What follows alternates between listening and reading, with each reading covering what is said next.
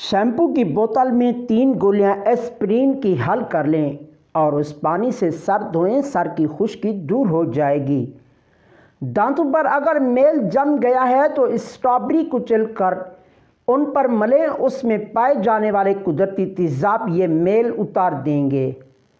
खांसी हो तो थोड़ी सी चॉकलेट खा लीजिए। कोका कोला में पाए जाने वाला एक कीमियाई जूस गले को आराम देता है। कॉफ़ी के कच्चे बीज चबाने से सांस की बू जाती रहती है। 500 मिलीलीटर पानी में चाय के 2 पैक डालकर 15 मिनट तक पकाएं। फिर उसमें 2 लीटर पानी मिलाकर अपने पैर आधे घंटे तक डुबोए रखिए। पैरों के बैक्टीरिया ख़त्म हो जाएंगे और बू जाती रहेगी। गर्म पानी में पाँव डाले रखने से सर के दर्द की शिद्दत कम हो जाती है। छोटा मोटा ज़ख़म आ जाए तो उस पर ज़रा सा शहद लगा लें। शहद दफ़ा अफूनत होता है, लिहाजा ज़ख़म को जल्दी ख़त्म कर देता है। अगर कीड़ा काट ले तो जो ही आप दर्द और खुजली महसूस करें तो फ़ौरन ज़रा सा टूथपेस्ट लेकर उस जगह पर मलिए। उससे दर्द कम होगा और खुजली भी रुक जाएगी, नीज़ वरम भी नहीं होता। पालक भूनते वक्त थोड़ा सा दूध डालकर भुनेंगे तो जायका भी अच्छा होगा और कड़वाहट भी नहीं रहेगी। बादामों को ज़्यादा अरसे तक खस्ता और ताज़ा रखने के लिए बादामों में थोड़ी सी चीनी मिलाकर हवा बंद डब्बे में रखें। लहसुन रात भर पानी में भिगोएं। सुबह लोहे की छलनी में डालकर हाथ से मलें, छिलके जल्दी उतर जाएंगे। कलेजी को अच्छी तरह धोने के बाद उसके टुकड़ों को प्याले में डालें और आधा कप दूध डालकर 15 मिनट के लिए रख दें। फिर उसको छलनी में रख दें। कुछ देर बाद पकाएं। पककर कलेजी बहुत लजीज बनेगी और उसकी जो मखसूस बू होती है वो भी ख़त्म हो चुकी होगी। एक खुले मुंह की शीशी में 1/4 कप मीठा सोडा डालकर ढक्कन पर छोटे छोटे सुराख कर लें। फिर उसको फ्रीजर में रख दें। उससे फल, सब्जियां और खाने पीने की अशिया देर तक तरोताज़ा रहेगी और फ्रिज से बू भी नहीं आएगी। आईने पर अगर दाग धब्बे लग गए हों तो थोड़ा सा टूथपेस्ट लगाइए और गीले कागज़ से साफ़ कीजिए।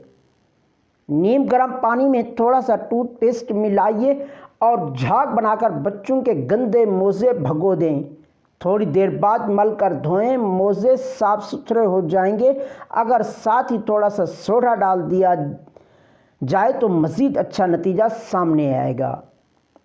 गोश्त फ्रीज़र में जम जाता है, उसको जल्दी नरम करने के लिए पानी में 1 खाने का चम्मच सफ़ेद सिरका डाल दें। गोश्त जल्दी अलग हो जाएगा। पकोड़े या कोई भी चीज़ तलते वक्त तेल की सतह पर झाग आ जाता है। एक आटे का गोला बनाकर तेल में डाल दें और आंच तेज़ कर दें। कदरे सुर्ख होने पर गोला निकाल दें और पकोड़े तलने शुरू कर दें।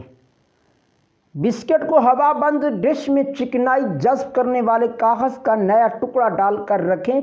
ऐसा करने से डिश में मौजूद बिस्किट काफ़ी अरसे तक ताज़ा और खस्ता रहते हैं। अगर देचकी में सालन जल जाए तो देचकी को साफ़ करने के लिए देचकी में पानी डालकर उसमें 1 प्याज उबाल लें। हल्के गर्म पानी से साफ़ करें। देचकी साफ़ हो जाएगी और बू भी नहीं आएगी।